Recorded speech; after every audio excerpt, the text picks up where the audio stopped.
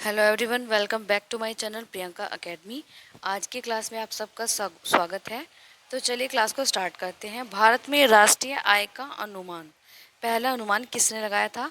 तो ये लगाया था दादा भाई नौरोजी ने। किसने? दादा भाई नौरोजी ने।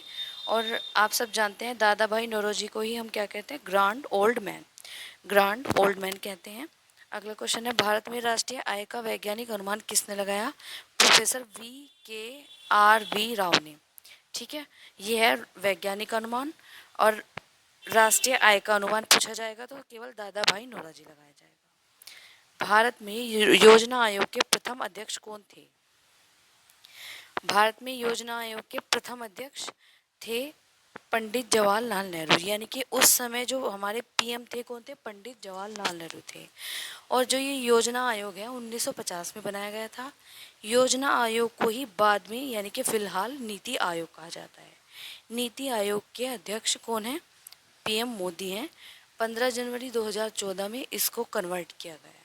ठीक है, अब आगे चलते हैं।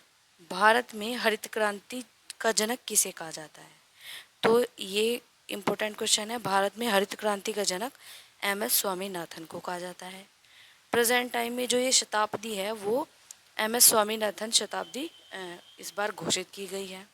और जो ये हरित क्रांति किस क्षेत्र में आई है? जैसे हरित क्रांति के क्षेत्र बहुत सारे हैं। जैसे गोल क्रांति आलू से संबंधित है, झींगा क्रांति गुलाबी क्रांति झींगे से, और अंडा चांदी जो अंडा क्रांति है वो है अंडे से, जिसको हम सिल्वर क्रांति भी कहते हैं। ठीक है, आगे चलते हैं। गरीबी हटाओ का नारा किस प्रधानमंत्री ने दिया था? तो ये इंदिरा गांधी जी ने दिया था। गरीबी हटाओ, ये 5 ईयर प्लान यानी कि पंचवर्षीय योजना के तहत ये नारा दिया गया था, गरीबी हटाओ। प्रेजेंट टाइम की इंदिरा गांधी जो थी प्रधानमंत्री थी। न्यूनतम समर्थन मूल्य MSP किस संस्था द्वारा घोषित किया जाता है? तो ये कृषि लागत व मूल्य आयोग द्वारा घोषित किया जाता है। भारत का पहला न्यूक्लियर पावर प्लांट कहाँ स्थापित किया गया? वो है ये तारापुर, महाराष्ट्र में। महाराष्ट्र की राजधानी क्या है? मुंबई। भारत में बेरोजगारी का सबसे प्रमुख प्रकार कौन सा है? छुपा हुआ बेरोजगारी। कौन सा है? छुपी हुई बेरोजगारी। भारत में 1991 की आर्थिक सुधार नीति किससे जुड़ी है? ये LPG यानी कि लिबरलाइजेशन, प्राइवेटाइजेशन और ग्लोबलाइजेशन, ये आर्थिक सुधार नीति से जुड़ी है। ठीक है, ये तीनों जो टर्म हैं ये मोस्ट इम्पोर्टेंट हैं।